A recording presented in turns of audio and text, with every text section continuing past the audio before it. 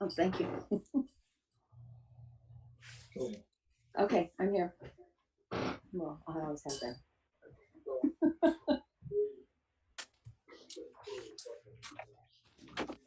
Okay, we are now live.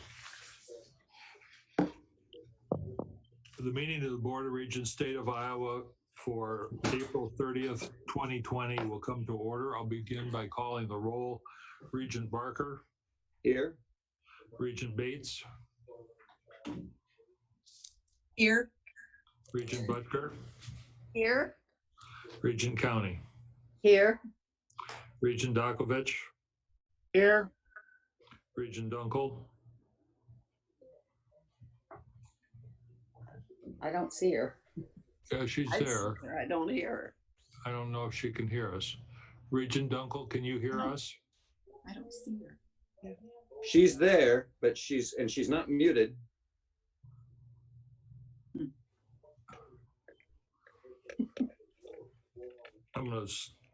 We know she's there, but we don't know. Yeah, she's here. Regent Least. Here. Regent Lindemeyer. Here.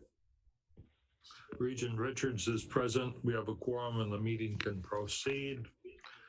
As we mentioned, we're going to change the sequence of the meeting and do the bond sales at the last portion of the meeting.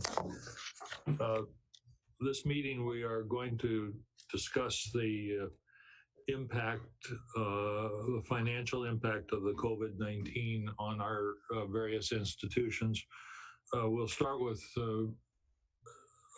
Superintendent Gettel, please.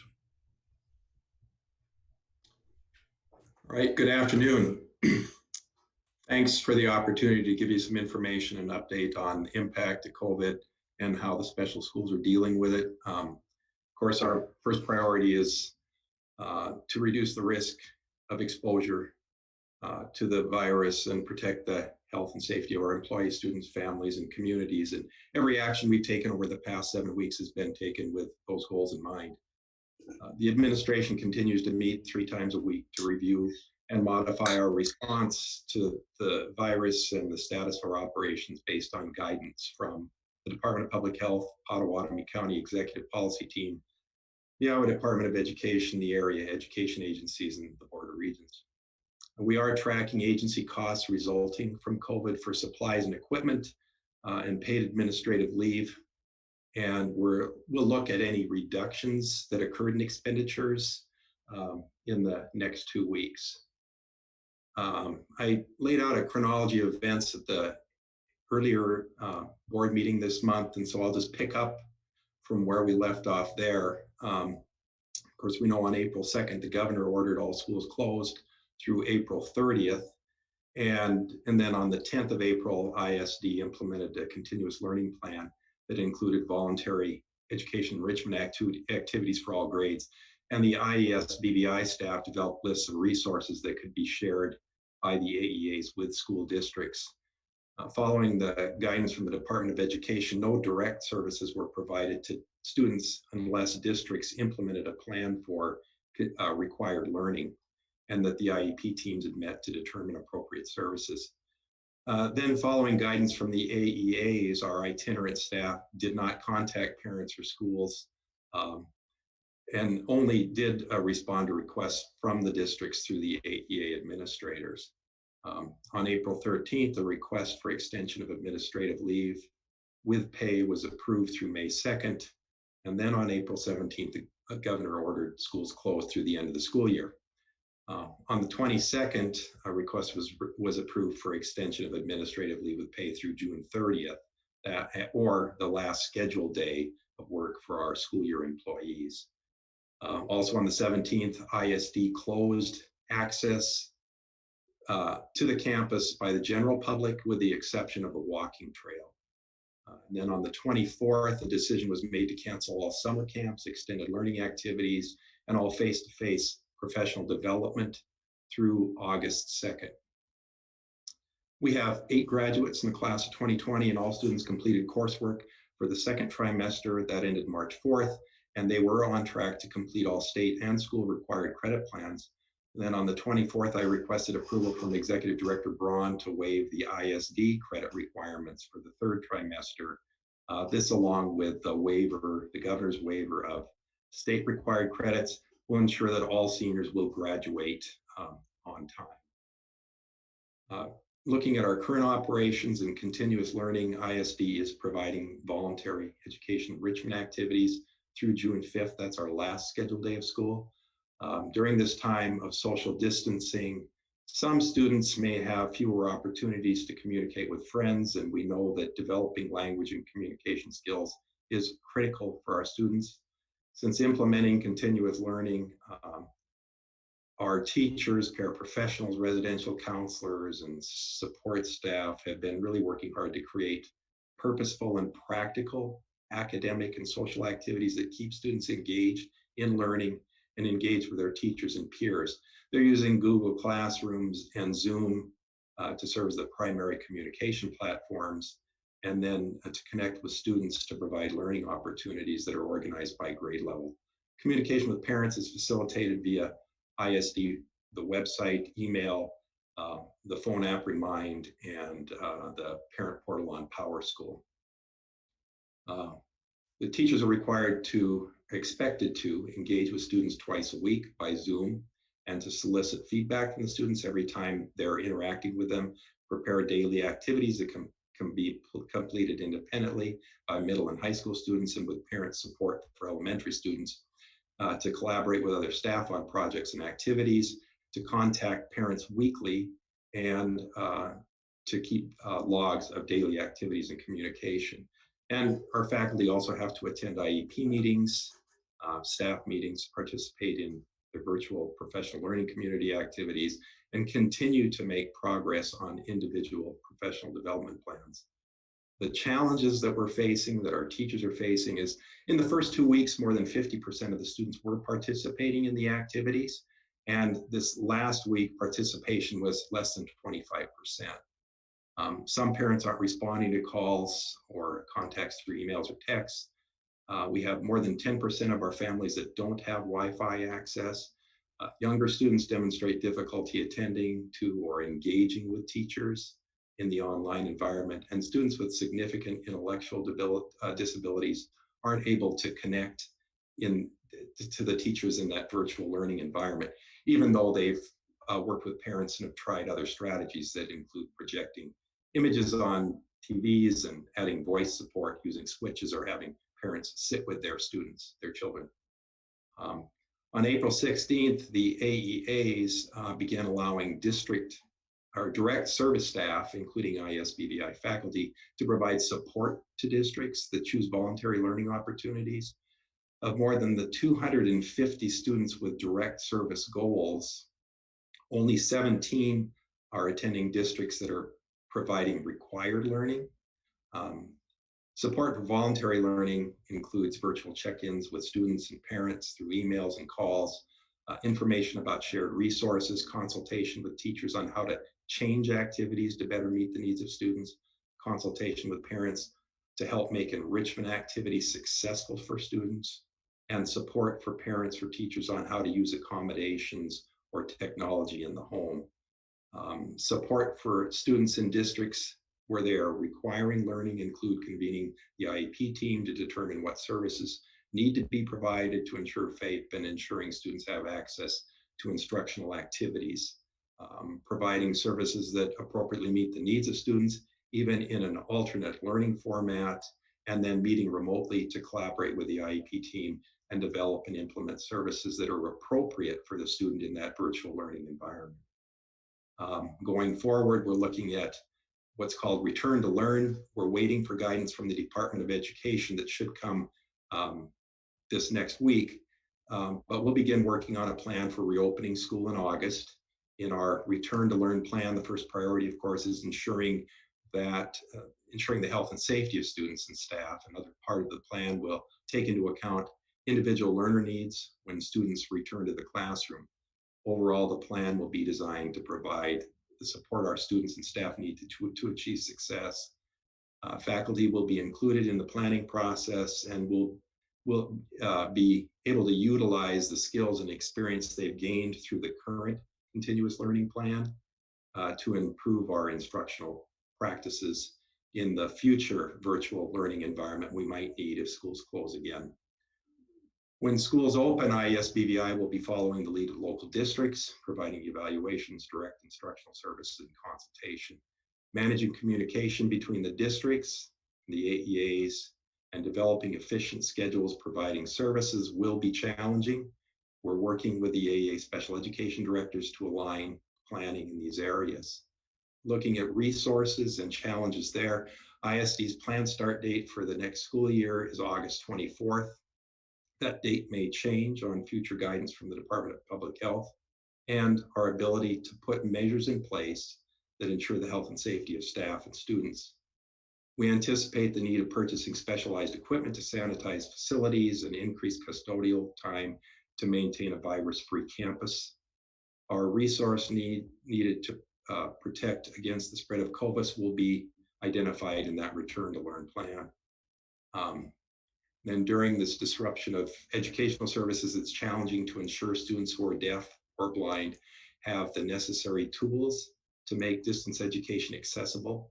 Because of the unique nature of their disabilities, many of our students are the most academically disadvantaged and socially isolated when schools are closed. Many students do not have access to the internet or devices at home that can be used for online learning. ISD will need to purchase a minimum of 20 hotspots and laptops to address current and future need. Again, if schools happen to close next school year. The IES-BVI faculty spend 180 of their contracted days serving students in public schools. If the start dates for some districts are scheduled as much as 2 weeks earlier than usual, it's going to be challenging to spread those contracted days out to meet a longer period of service delivery. Additional time for extended school year and compensatory education resulting from lost instructional time could also necessitate additional contracted days for teachers. For both ISD and IES-BVI, a significant amount of time will be needed to evaluate students and develop new IEPs when schools resume classroom instruction. All of the more than 700 students served by the special schools will need evaluations and team meetings as part of the planning process for return to learn. These activities will need to be completed within the first few weeks of school and will require additional time and resources. It's estimated teachers will need a minimum of 5 additional days to comply with activities required under IDEA. To ensure successful reentry after the extended period of school closures, teachers are going to need additional time to plan for instruction around these newly identified needs that students could present. So our operative word for the current state is flexibility. However, as we spend more time in the virtual learning at home environment, there will be increased expectations to achieve similar outcomes to those in the classroom. And this will challenge not only our abilities to be innovative and stretch our teaching practices, it's also going to challenge students to participate differently in their learning. And success is going to require that our administration and staff partner with parents in ways and to levels that we've never experienced. Though there are many unknowns, we do know that we are committed to our mission, and regardless of the challenges, we will provide services to our students to ensure that their education prepares them to be independent, literate, and contributors to society. Thank you, and I'd be happy to answer any questions. Are there any questions for Superintendent Gettel?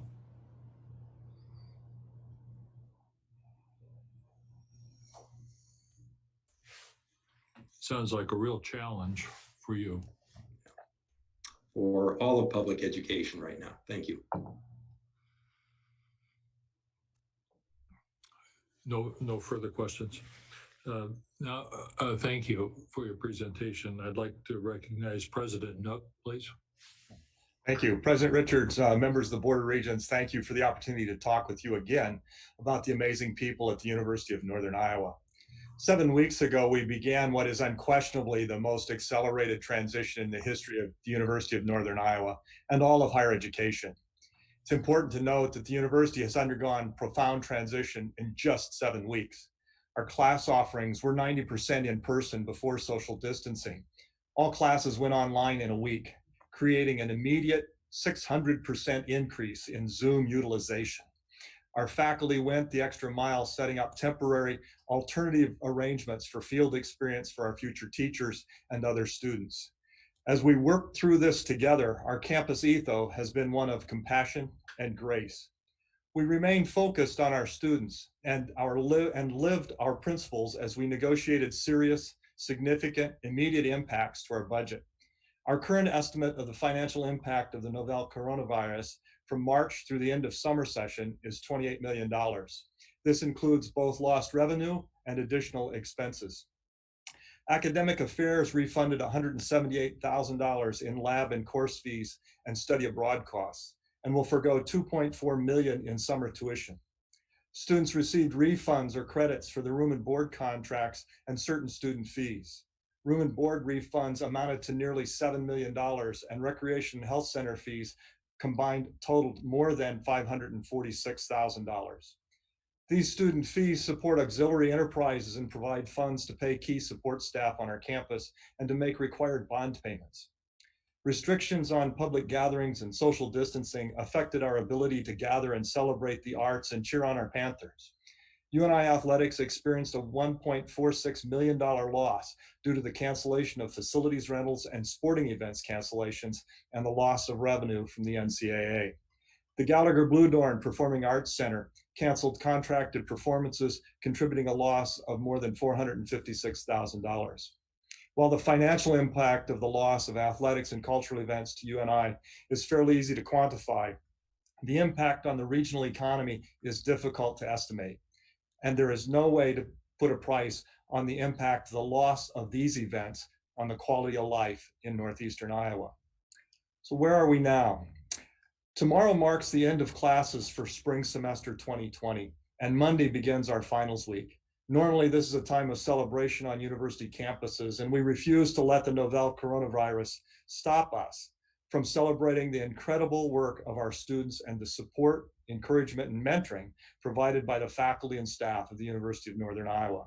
In the past 2 weeks, we celebrated students through various virtual events, including a virtual interior design portfolio show, the live Catwalk 28 virtual fashion show produced by our textiles and apparel students, and our live Student Leadership Awards, recognizing numerous students for their commitment of time, energy, and talent to various campus and community organizations. 1 week from today, on May 7th, we host our online live commencement for our graduates. Thank you, Regent Butger, for your participation in this event. The loss of commencement is perhaps the greatest loss for many of our graduates, their families, and our faculty. It is their last day as a student, first day as an alum, and a significant milestone for them and their families. It's a day to congratulate them on their hard work and achievements, but it's also a day to thank them for their impact on our university and community as a student. Where are we going from here? I began by talking about the impact of the novel coronavirus on our budget. This is an impact that is of critical importance to you as regents and to our state leaders. The impact is unlike anything we have seen in the past, and hopefully unlike anything we will see in the future. Thankfully, the CARES Act will provide some relief for our students and the institution. We are scheduled to receive roughly $7.6 million to distribute between the students and the institution.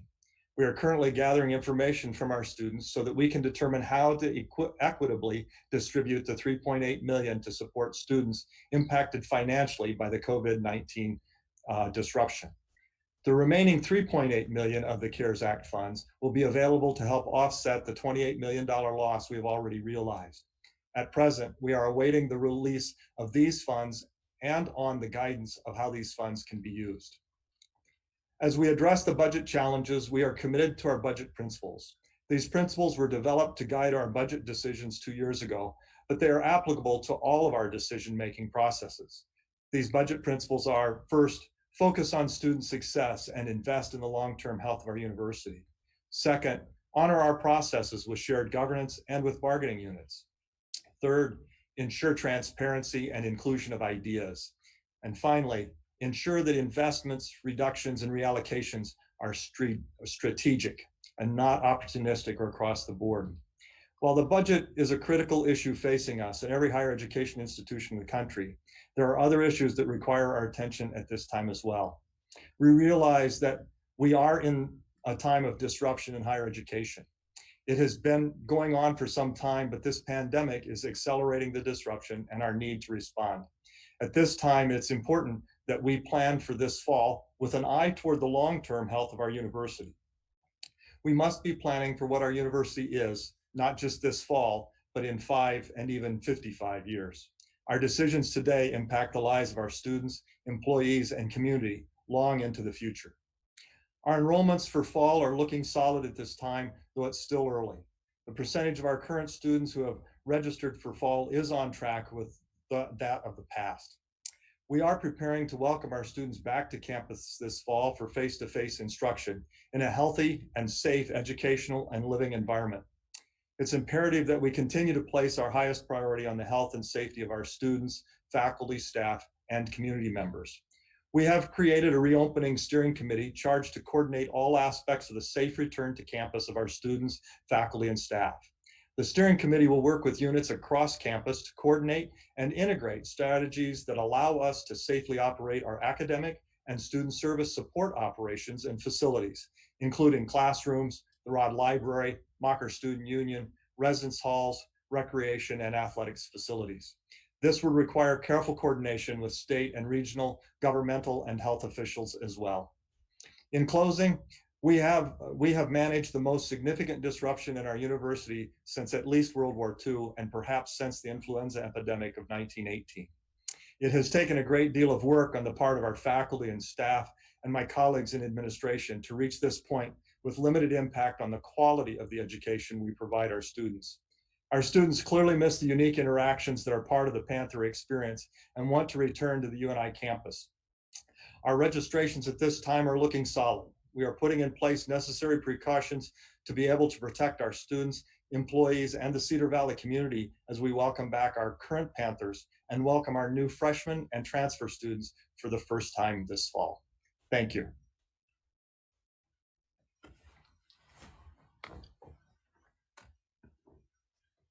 Are there questions for President Nook?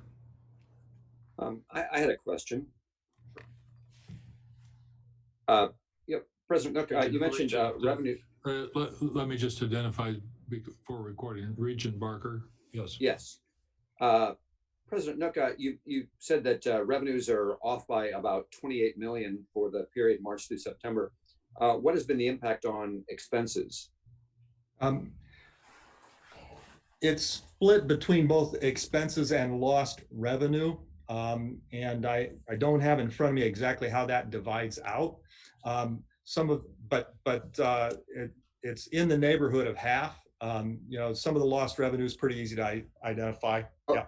Okay, so the 28 million is a net number. It's a net. Okay. Okay. Thank you.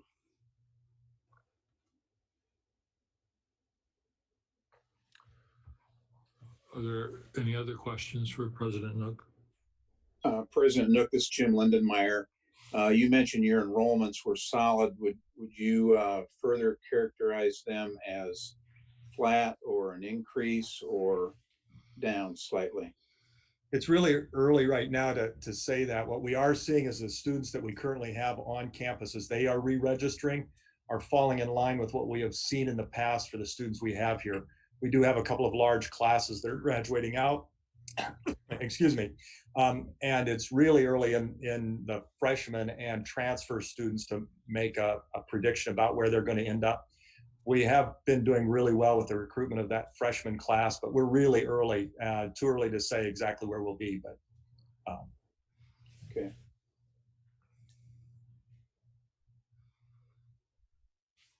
Any further questions?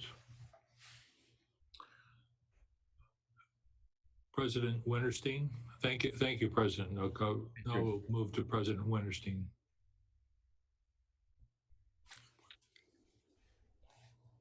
Muted. We didn't hear you start, but I think now, okay. Okay, great, sorry. Good afternoon, and thank you for this opportunity to discuss the impact of the COVID-19 pandemic on Iowa State.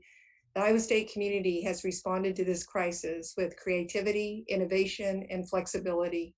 I feel very proud of our faculty and staff who responded quickly to uphold our land grant mission to ensure critical university operations continue and to keep our students on track with their academic progress. Nonetheless, the financial impact on Iowa State University will be unprecedented. Iowa State's response to the crisis began 95 days ago when we activated our Emergency Operations Center and started to establish 12 working groups with expertise in specific issues like academic continuity, workforce protection, and finance and logistics. This allowed us to take a swift, thoughtful, and coordinated approach as the COVID-19 outbreak spread and eventually hit Iowa. As you know, our decisions have been rooted in guidance from the governor, the Iowa Department of Public Health, and the Centers for Disease Control and Prevention to ensure the health and safety of our students, faculty, and staff. The first international travel warning was issued for China in late January. A month later, South Korea was added, followed shortly by Italy. These warnings and a subsequent international travel ban led to the recall of ISU students studying abroad, and eventually all study abroad programs were canceled. Iowa State immediately began incurring costs for emergency flight changes to help our students get home, as well as refunds for programs cut short or canceled. On March 11th, Iowa State announced the move to virtual instruction for 2 weeks following spring break, and all university events were canceled, postponed, or moved online during that time period. Our faculty and staff jumped into action to transition more than 6,000 courses online and move numerous student services to a virtual format. A few days later, the Big 12 men's and women's basketball tournaments were canceled, followed by the NCAA tournament, resulting in significant lost revenue for athletics. As the pandemic escalated the next week, we made the move to extend virtual instruction through the end of the semester.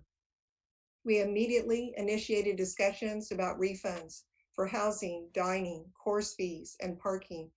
With 40% of the semester being moved online and students encouraged to return home, we decided to provide prorated refunds for course fees that supported hands-on learning components like field trips and lab equipment.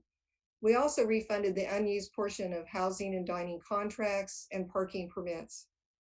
To give you an idea, of the 6,400 students living in our residence halls, only 280 remain. Soon thereafter, we announced that all university events through May 31st had to be canceled, postponed, or moved online. The decision to cancel through May was made to give organizers time to plan and make alternate arrangements. Our usually bustling campus has gone quiet as conferences, seminars, athletic events, and other performances have been called off.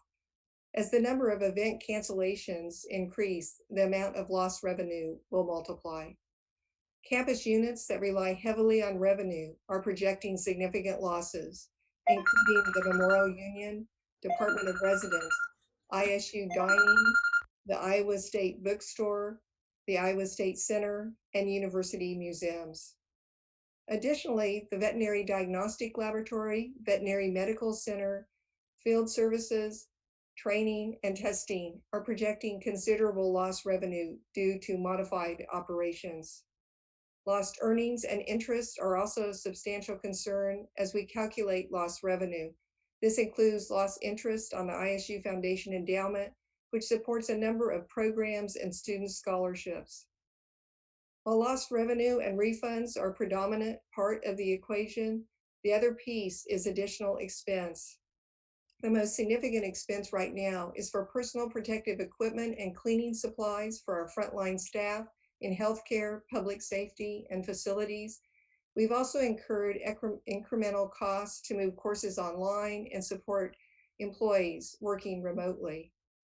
In early April, we conservatively estimated the impact of COVID-19 crisis would total more than $88 million in refunds and lost revenue, and close to $1 million in additional expenses.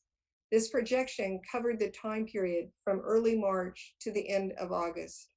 However, it is important to note that the figures do not include our research enterprise. We continue to gather information about the financial impact of reduced research operations. In addition, we understand the circumstances of this crisis continue to change rapidly and will undoubtedly have additional financial implications for which we must account. We will continue to we will continue to carefully monitor our losses and increased costs during the coming months. And while uncertainty remains, you can count on Iowa State University to fulfill our land grant mission, to serve our students, and to serve all Iowans. Thank you. Thank you. Are there questions for President Wintersteen? This is Regent David Barker. Barker. Yeah, I'm just curious, have you gotten any results of student evaluations for how they feel about the online courses? Yes, we do have some information related to that. We conducted a sample of students. I believe it was we surveyed 9,000 students to give a sample of responses. And we were quite pleased with the response in terms of how students were doing, how they were able to respond. Most importantly, it was very important for us to note that 98% of the respondents indicated that they were staying in touch with their classmates, that there was still that connectivity, that human connection that we all so desperately need. We've also heard from our faculty how much they miss the energy that is provided to them by being in the classroom physically with our students. But the results from our survey really was quite good. Are any of them comparable to course evaluations that you've gotten in the past, or? I don't think the survey that we sent out really can be compared to a course evaluation. The circumstances are so different. And so we didn't try to do that kind of course evaluation. I will also add that so many of our students are telling us that it's the residential campus experience is the reason why they came to Iowa State University. That's what they love. And in fact, I had a College of Engineering student tell me recently that if we weren't coming back for fall, then he was going to continue his co-op with the company, and he'd wait until we were back live on campus because he valued the experience so much. Thank you.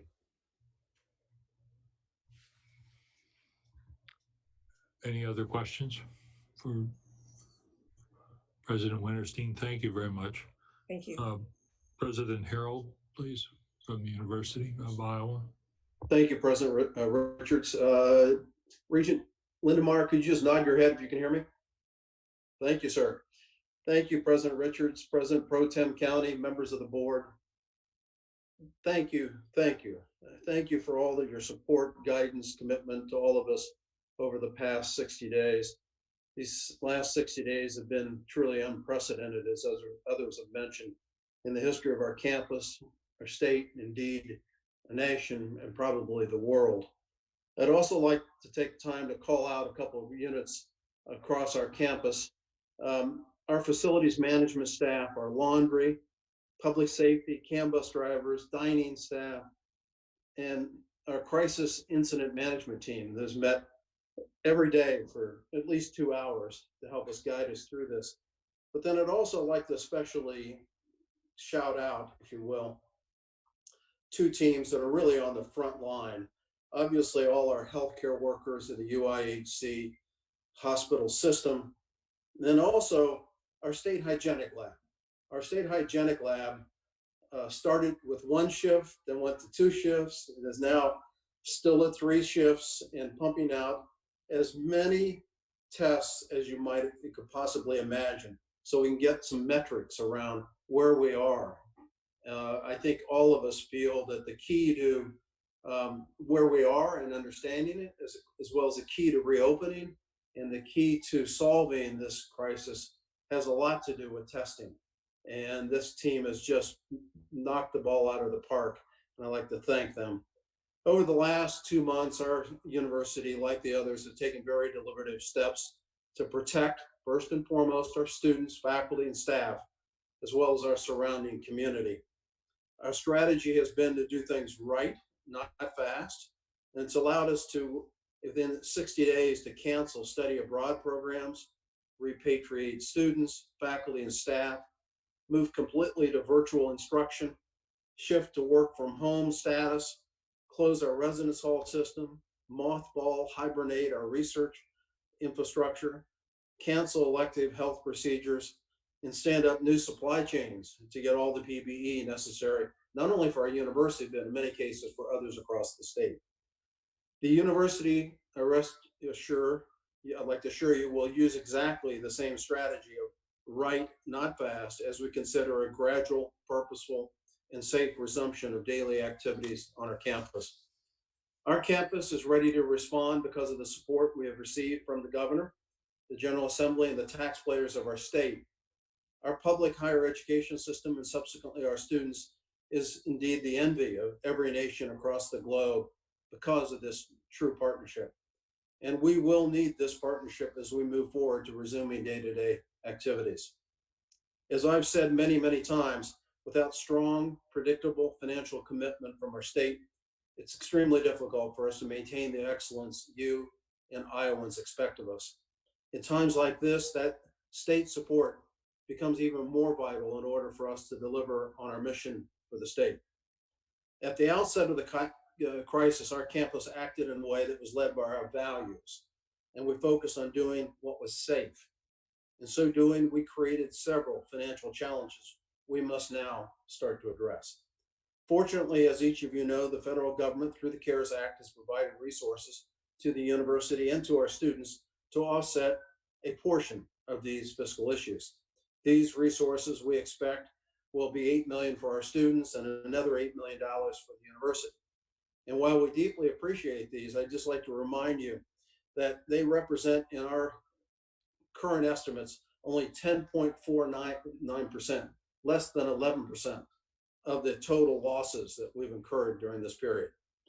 As an example, our residence hall system, which is a self-supported and bonded enterprise, provided refunds to our students.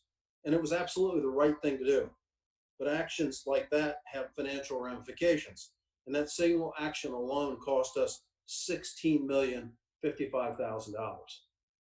Myriad services across campus provided refunds or lost revenues, including our study abroad program, our memorial union, recreational services, parking and transportation, dental, hearing, and educational clinics, and not to mention our athletes.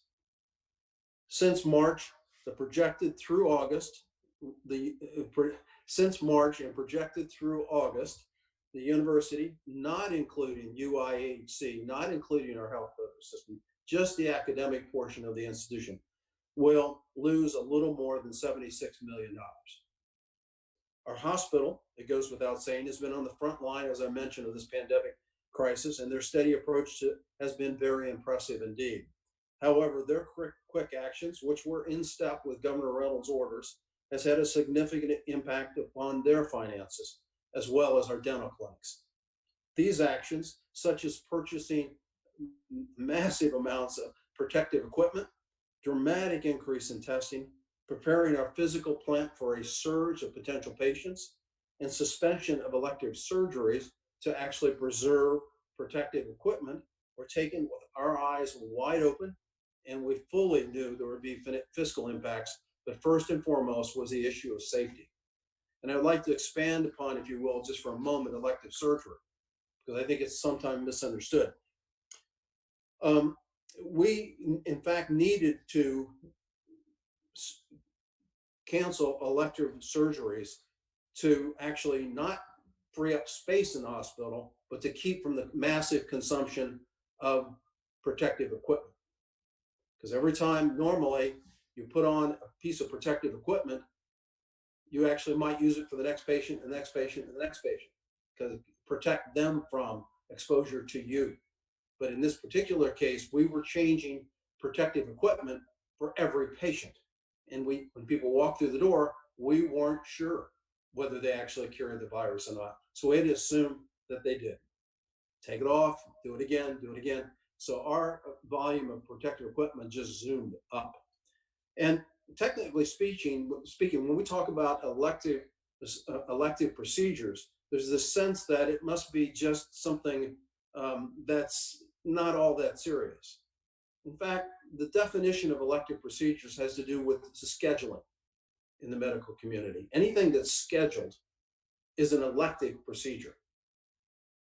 So a few years ago, 2 decades ago, I had 8 hours of surgery on my spine. We decided to do that in April for August. That was an elective procedure. So we sometimes lose track of what we're talking about here.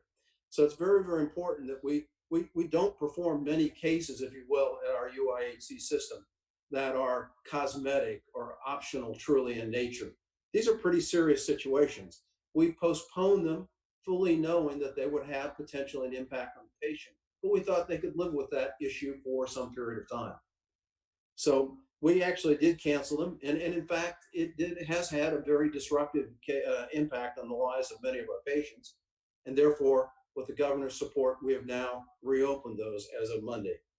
But rest assured, the actions taken by UHC and our dental clinics have had a significant impact on us. That's another $70 million we estimate currently.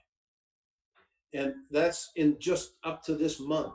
If we continue to stay in this crisis mode, and for example, had not brought back elective procedures that could have continued for every month. So we're beginning to see the light of day on that issue. And while we're moving towards reopening of UIHC in step with Governor Reynolds' orders, it's important to note that UIHC and our dental clinics will continue to have some mounting expenses and losses with every month going forward for the next several months. So what are the next steps? As you know, our budget process empowers our colleges and central service units to determine their yearly budgets based upon their projected revenues. Each college is right now, working to understand the potential changes in enrollment, and they're modeling their expense envelope under several different scenarios based on expectations for the number of students, tuition, as well as various state appropriation scenarios. So once student and state support are in fact finalized, we'll be able to execute rapidly on the necessary actions we need to take to recover. Over the past 4 years, I'll just remind you that the UI has used our strategic plan to frame its investments to meaningfully improve the long-term quality of the university. This work has been guided by several key principles, such as placing people first, as our university is only as strong as our students, faculty, and staff. Secondly, preserving and building our core values of excellence, learning, community, diversity, integrity, respect, and responsibility. Delivering world-class education, research, and healthcare. And engaging in a shared governance and collaborative campus leadership. Utilizing these principles, the leadership of colleges and our central service units are now charged with repairing the fiscal damage caused by this pandemic. Finally, the university, in conjunction with shared governance and campus leadership, is also exploring several campus-wide actions to reduce operating expenses and improve cash flows. Simply put, everything is on the table. Next, you should know that we're not just grappling with our current fiscal issues. Strong organizations don't just deal with the urgency of the current situation, and they don't let that distract them from a very important issue, which is how you get back to your long-term goals. And to that end, we're modeling various fiscal alternatives. While we're doing that, we're also exploring how to safely resume our daily activities in preparation for face-to-face education on August 24th. To facilitate this work, we've created a structure that has allowed us to manage the current crisis while simultaneously planning for that future. These planning teams are embedded in our crisis incident management team and are creating operational scenarios and guidance that will be used by the campus in order to reopen safely and deliberately. These teams are led by experts and are focused on areas such as health and safety procedures in class, out of class, in residence halls, and athletic events, et cetera, et cetera. Classroom sizing and scheduling, IT support, HR policies, facilities maintenance, finance and budgeting, as well as, very importantly for us, research. One small example, our health and safety work group is led by our Dean of Public Health, Edith Parker. This group is exploring campus guidance that will cover topics such as the following: procedures for social distancing in classrooms, housing, dining, protective equipment practices and requirements, including who would wear what, students, faculty, both. How much protective equipment would we in fact therefore need? And how do we actually procure ahead of time the necessary supplies? Testing, I mentioned earlier. We've got a group we're thinking about testing, contact tracing, isolation, and what type of specific testing, just the virus or the antibodies as well. How do we protect our most vulnerable populations? Some of the older in our community are in fact, and those with pre-existing conditions. What's our advice to them about returning to work, and how do we protect them as they do come back? Ensuring finally coordination and compliance with all the state, local, and federal learnings, laws, regulations, and as we've all seen, this is very fluid. We think we know what we're complying with, and in an hour it can change, and we need to have a lot of fluidity. And these are exceedingly challenging times, and simply put, there's no easy answers. One of the things I struggle with personally in working with my colleagues on campus, and some of them are tired of listening to me say this, they're asking very important questions, and they're asking for very clear answers, and the answers just simply aren't necessarily there right now. So we all need to work together as a team. And there's one thing I'm certain, that is together, we're actually be able to work through these issues. And that means not only with our community, but also with you and with our state and also with our federal government. And at the end of the day, we're doing all this, not only to get through this crisis, but come out of it even stronger. Finally, just on a personal note, I remain honored and humbled to lead this institution that provides world-class education to over 32,000 students, employs nearly 25,000 Iowans, and drives a significant portion of Iowa's GDP. And very importantly, provides tens of thousands of Iowans critical health care every single year. This is an immense responsibility, which is only magnified during times of crises, as we now find ourselves. We as leaders collectively have a responsibility to the institution, to the state, and I think to our nation and all that it serves, to ensure it not only survives this crisis, but in fact comes out of it even stronger. How we as leaders work through periods of crisis like this, I believe will define our legacy. Thank you. Be glad to take questions. Are there questions for President Harreld?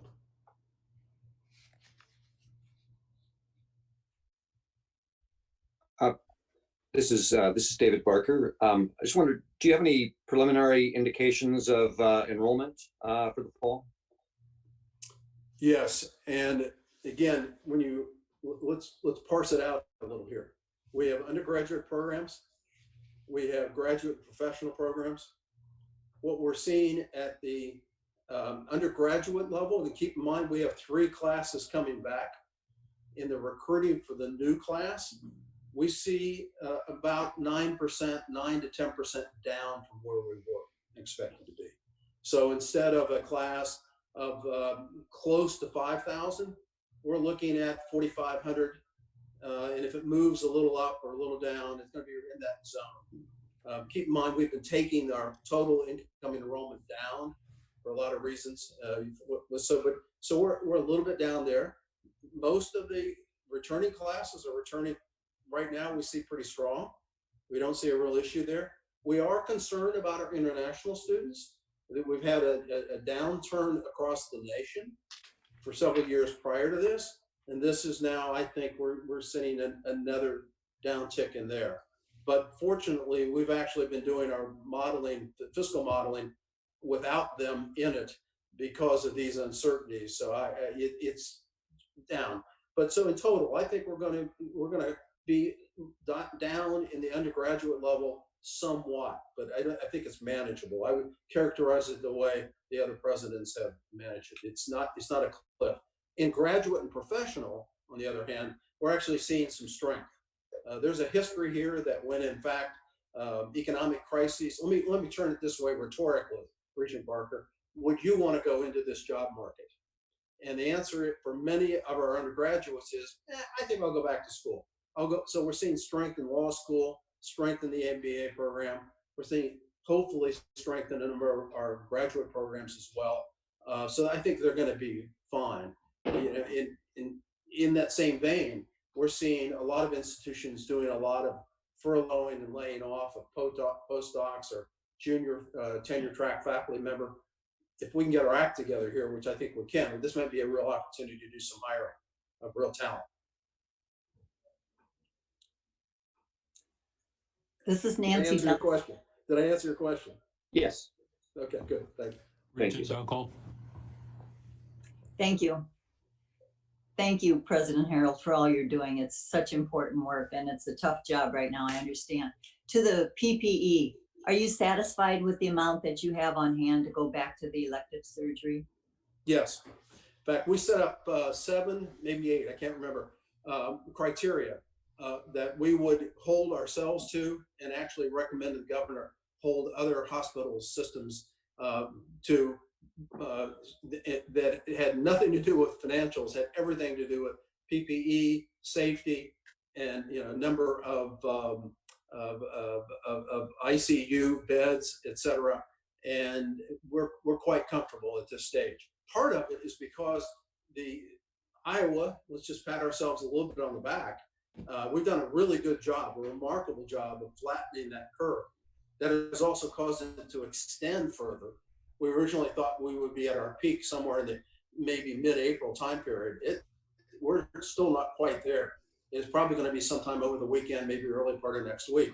So it extends the peak point, but it's much lower than it has been. And so almost every estimate I've seen for the state, we have more than enough beds, more than enough ICU beds, more than enough ventilators, I'm going to overstate this. I started to say more than enough PPE. I think the major hospitals have sufficient PPE. And I think our issue right now is helping a lot of the senior living care centers get appropriate PPE there. And that was the comment I mentioned. We're trying to work with not just ourselves, but others. But we've opened up. We've opened up. It's unbelievable. The procurement channels our purchasing department has opened up for ourselves. A few weeks ago, we were talking about how to get planes off of a tarmac in the middle of Asia, filled up with PPE. But yes, I'm sorry, it's a long answer, but it's a very important issue. I'm very comfortable with the criteria we've set, and there are benchmarks in this. So if we get close to not having a sufficient supply of PPE, then we will go back to putting downward pressure on elective surgeries. So that's built into the system. Thank you. And then we'll just all pray that we're not going to have to use them. Please, I hope none of us need this. But yes. Are there any other questions for President Harreld or any of the other presidents or Superintendent Gettel at this time? President Harreld, it's Patty. Can you hear me? I can. Regent County? Yes. Can you hear me? Yes. Yes. Oh, okay. I should have asked this of the other presidents also, but I didn't think about it till in the last couple minutes. There is talk in the media and other places about a resurge of all the problems we've had now in the fall, perhaps the winter, not sure when. Have you considered that when you have gone through all you've gone through in the last 6, 8, 10, 12 weeks? Yes. When I said all options are on the table, also as we think about opening alternatives, we've thought, yes, trust me, we've thought about, and by the way, is it a big surge? or just a little surge? Or Nobody if a knows. group of the students or faculty get infected, what do we do then? So we've got all sorts of options. We've talked about holding resident space and using it as an adjunct, if you will, quarantine area. If we have to close again, God forbid, what that would look like, yes. I'm not comfortable right now. We've finished all the answers. I'm very comfortable we have all the right questions in front of us, and we're working very aggressively to get there. And we won't open in late August until we have answers to these types of questions. And I should point out, by then, I think we'll have a lot more insight. There's still a lot we still are trying to understand about this virus. All right, thank you. So I would just add to Bruce's comments that in our fall planning, of course, we're considering all the different scenarios that might occur. What would be the hybrid responses that we might be able to develop to be able to deal with a surge coming back in. So I think everybody is planning for that possibility, Regent County, and we will have, as Bruce said, a much better sense of the answers to all these questions once we get through another month or so of planning. Yeah, and if I can, hearing Wendy's voice reminded me, I wanted to say something about the return to classes. I think, or how our students feel about the online classes. I think it's been fine. On the other hand, I think they're all ready. That this issue of affinity and being part of a residential campus, there's something well beyond just the rote learning in a classroom. And you can feel that in our faculty. They need the interaction. The students need their interaction. And people are kind of, I was talking to a group of students yesterday. They're kind of, what do you mean? Can we start now? So there's we've gotten through this, but this is not us. And just to add to that, this is Mark Nook. You know, I think if this little experiment with COVID has taught us anything, as we listen to our students, the work that Wendy's done to collect information from students, we've got similar data from our students, is that they really want to be on campus. The idea of going fully online with America's higher education system won't work. Students will not engage in that. There will be some, it's right for some, but they're the largest population of students, and especially those in that 18 to 24-year-old traditional age college students, they are looking for an on-campus residential experience. And even many that are non-traditional students are also looking for that high-touch, face-to-face interaction that can only happen by coming to a campus.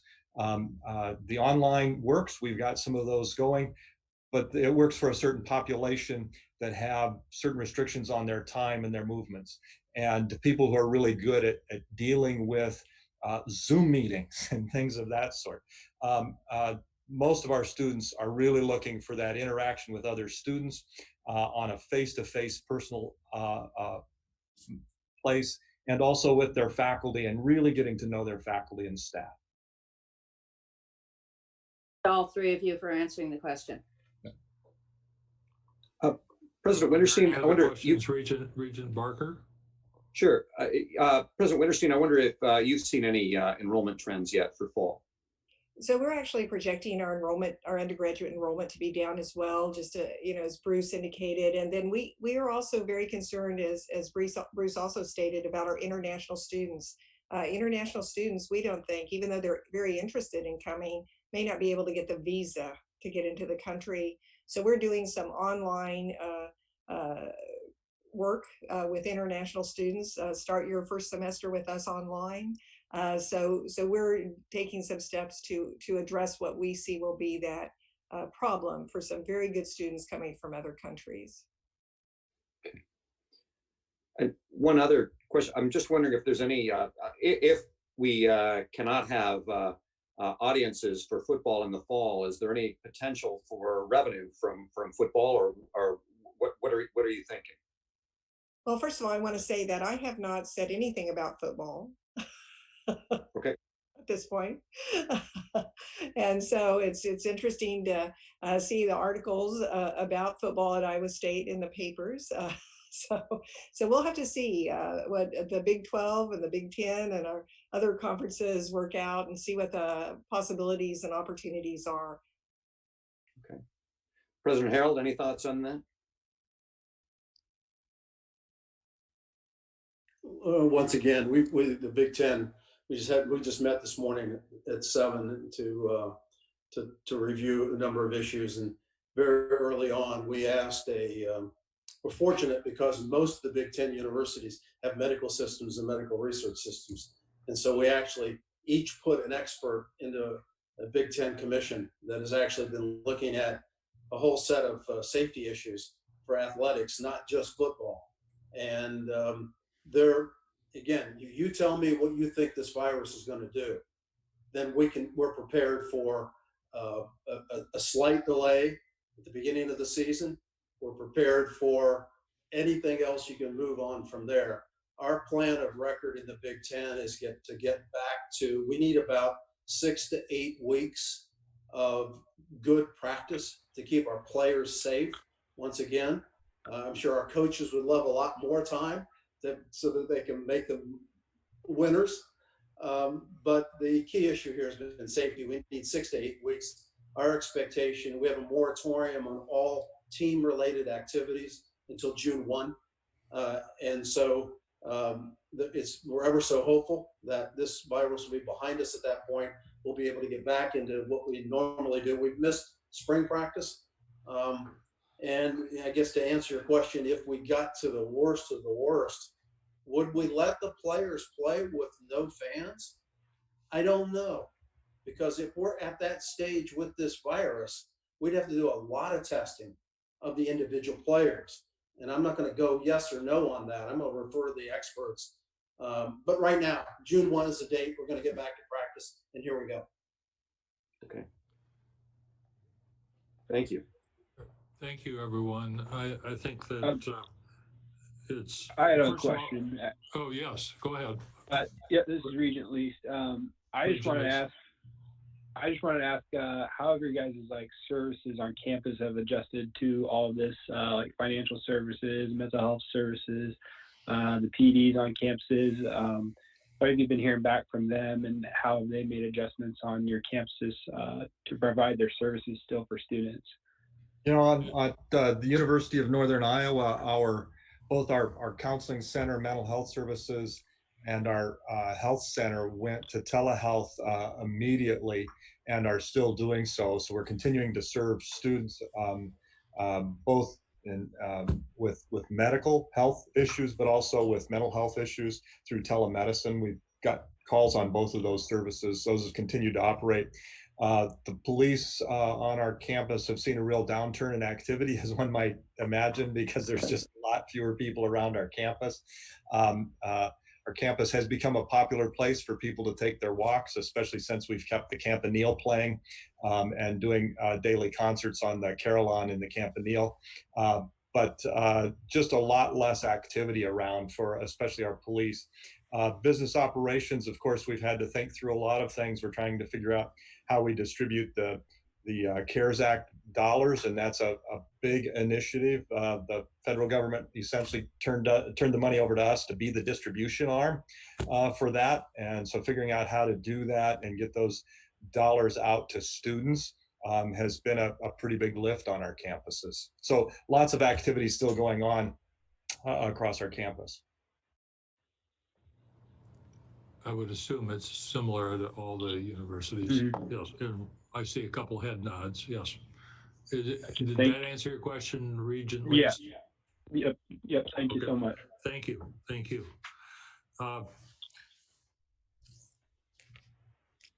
First of all, I'd like to thank everybody here, but there's hundreds of people behind you that are getting the work done. And we know that people have been really working hard in the background. I know that the Regent staff has also been working very, very diligently, and I and many of the regents have spent much more time on this than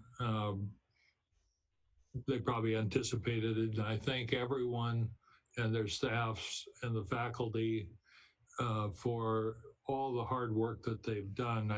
That can't be overstated. I'm going to now recognize Brad Berg, who has some information for us. Thank you, President Richards. And I also want to quickly thank the board and the institutional leaders for their flexibility in adjusting the schedule this afternoon. This morning, we received bids for refunding bonds on behalf of the University of Iowa and Iowa State University. And in the meeting is Elizabeth Bergman from the board's municipal advisor with the results of those bids. Elizabeth? Thank you, Brad, and thank you, President Richards and members of the Board of Regents. I'm pleased to be here today to share good news with you on 2 successful bond sales. But before I go into the details of the bond sales, I just want to give a little background into what's been happening in the municipal market in the last month and a half. It won't surprise any of you that the market has been affected by everything that's going on with COVID in our country and globally. And we saw some significant market disruption about mid-March, with investors feeling a lack of confidence and really taking money out of the municipal market. With that, we saw interest rates go up a lot on deals that were getting done. And then we saw precipitous drops. We saw a lot of volatility, sometimes swings of 80 basis points a day. But in April, things have calmed down. For the last 2-3 weeks, we've seen a more normal return to a more normal market. And we were able to go out and sell some University of Iowa and Iowa State bonds into that market with good results. I think the market has settled down. However, there's an increased focus on credit quality in the market in general. So the higher rated entities are having more traction, which fortunately for the state of Iowa includes all of the universities, public universities in Iowa, high credit quality. But there's also a focus on the revenue streams that are repaying debt. So a distinction between something more broad-based, such as the telecommunications issue that the University of Iowa sold today versus the dormitories that the Iowa State sold. That said, interest rates remain incredibly low. Interest rates are something in line, something with where we were 2 months ago.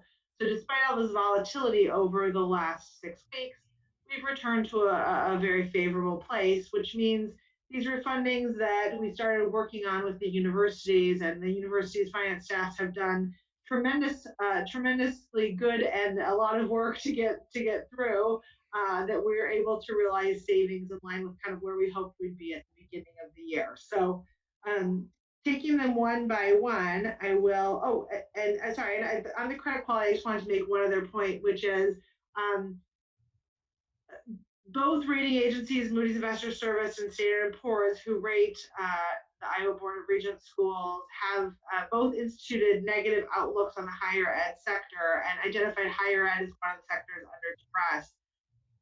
So the fact that both the University of Iowa and Iowa State maintain their very strong credit ratings through this process, I think also speaks significantly to the kind of planning and thoughtfulness that we've heard from all the presidents just in the last few minutes. That was all communicated to the rating agencies, and I think met with a lot of favorable comments from the rating agencies in terms of planning and the preparation. So I wanted to make that comment as well. While the market is concerned about the higher ed credits, there's stable ratings on all of the Board of Regents schools in this difficult environment. So there was the sale of the telecommunications, and I think I didn't write down the amount because Brad is always here for me on that one. It was $17,655,000, I believe is correct, on the University of Iowa telecommunications. Baird was the winning bid. It had a true interest cost of 2.4%, giving net present value savings of $2.4 million, which is over 11% of the refunded principal or refunded debt service, excuse me. So a very good outcome. Like I said, stable outlook on that as part of the sale process. And when I tell you that Baird was the winning bidder, it was also the only bidder. Because there is tremendous uncertainty in the market and because interest rates are so low, many investors are sitting on the sideline. But when they do bid, we see bids that are favorable. So it was a very good result despite having just one bid. And in fact, lower than what we had anticipated when we put together our expectations back a couple weeks ago. The Iowa State dormitory revenue refunding bonds at $7,650,000 were won by J.P. Morgan with a true interest cost of 2.05%, net present value savings of $1.56 million and 6.57% of debt service. Again, maintain their ratings. And JP Morgan there was also the only bidder. Again, great interest rates, even though we had a thin bid, but still very competitive rates. And as I say, lower than where we were at the beginning of the year, the interest rates are, and lower than we were this time last year. So despite the unsettled market, favorable rates. And I'm happy to answer questions. Are there any questions for Elizabeth Bergman?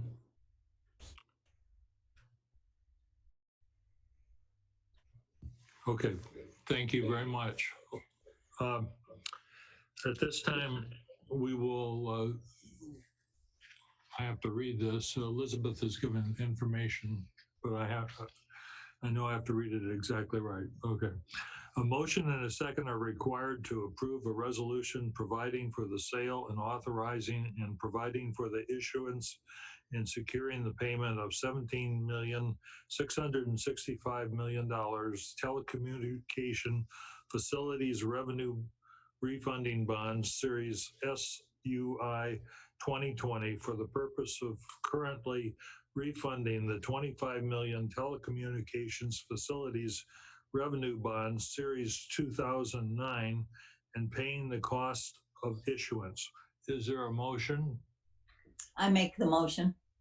Nancy Dunkel. Regent Dunkel. A second? I'll second. Bill. Regent Dakovich. Any further discussion? We'll have a roll call vote. Regent Dakovich.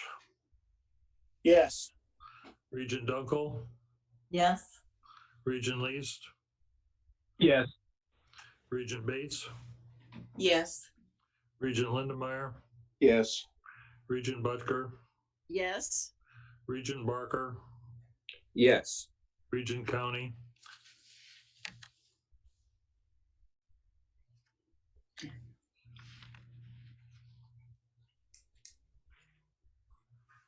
Regent County.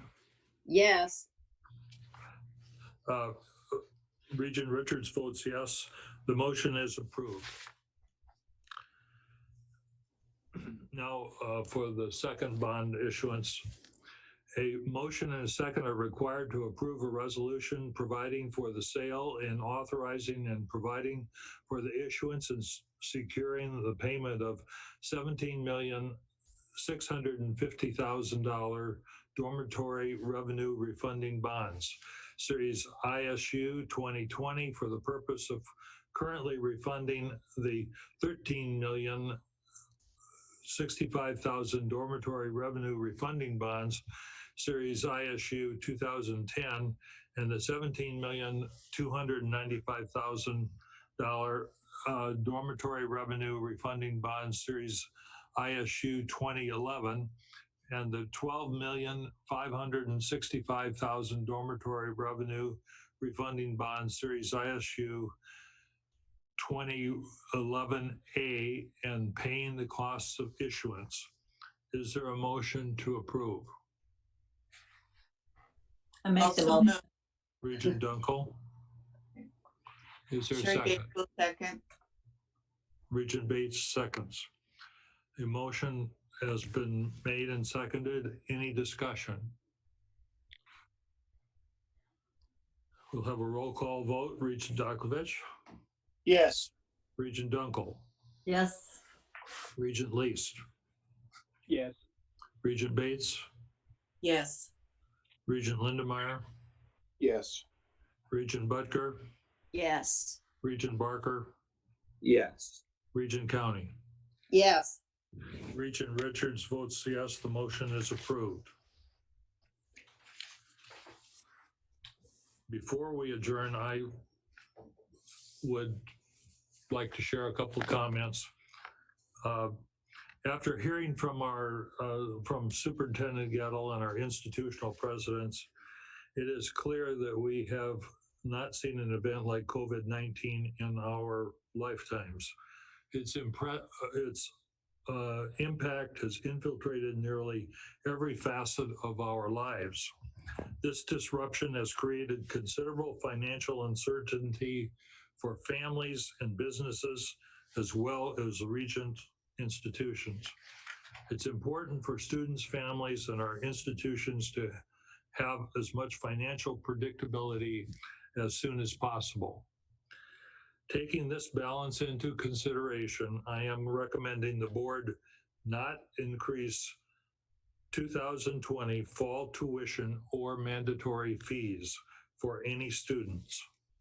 The board will hold a first reading of tuition to consider this recommendation on a special meeting on Monday, May 4. No vote will take place at this meeting. A vote is planned for the June board meeting. As we continue to gather information on the financial impact of COVID-19, we'll make a decision on spring 2021 tuition and fees late in the fall as we continue to learn more about our process. As I have said before, our intention is to have our campuses fully operational this August. This decision will be made only if it is supported with guidance from the CDC, the Iowa Department of Public Health, the Governor's Office, and others. We must plan as if this is going to be the case. And I think we heard from everybody that that is our plan. In these challenging times, I encourage students, both returning and coming, to reach out to your universities directly with any questions that you might have. Each university has set up COVID-19 websites with a host of information and resources available. There is also a staff available to personally answer any questions you may have. Additionally, the impact of COVID-19 comes at a time when higher education is changing, and what's happening now will likely be accelerated. There are many uncertainties facing us, and we do not yet have all the answers and may not for some time. First and foremost, we must work to ensure high quality education for our students. To do so, we must exercise our fiduciary responsibility to make sure our institutions are financially sustainable and efficient, to have the resources necessary to maintain our high quality education. At this time, we don't know yet what financial toll that this pandemic will have on our institutions, but we know it's significant. Today, if I totaled up just on the back of, so far, UNI 28 million, ISU 89 million, University of Iowa 76 million, university hospitals and clinics, that total is 263 million. So we know it is significant. We cannot focus on returning to business as usual. We must be proactive about the hurdles ahead and redesign our universities to make them stronger. Our institutions have made great strides in becoming lean and efficient in the past years, and we applaud these efforts. However, given the impact of COVID-19, we must continue to look for additional opportunities. Therefore, I am announcing the creation of an advisory group made up of 4 regents. Regents Barker and Dunkel will be co-chairs. Regents Butker and Lindemeyer will be the other members of the committee. I am charging the advisory group with looking at administrative and academic collaborations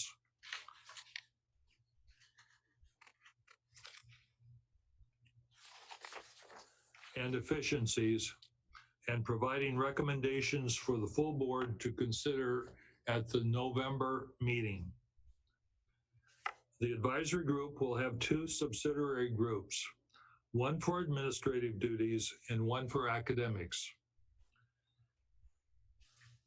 We want to explore opportunities and look for solutions and greater collaboration across the universities. These are things that we and every higher educational system needed to consider before COVID-19. They are now things we must consider. For example, we must consider expanding the opportunities for students at one university to take classes online from one of the other universities. And we must look at whether administrative functions at all 3 universities can be consolidated. We also need to consider whether to put a moratorium on new construction. Change is hard, it is necessary, we will adapt, we will adjust, we will continue to provide an affordable, accessible, high-quality education for all of our students.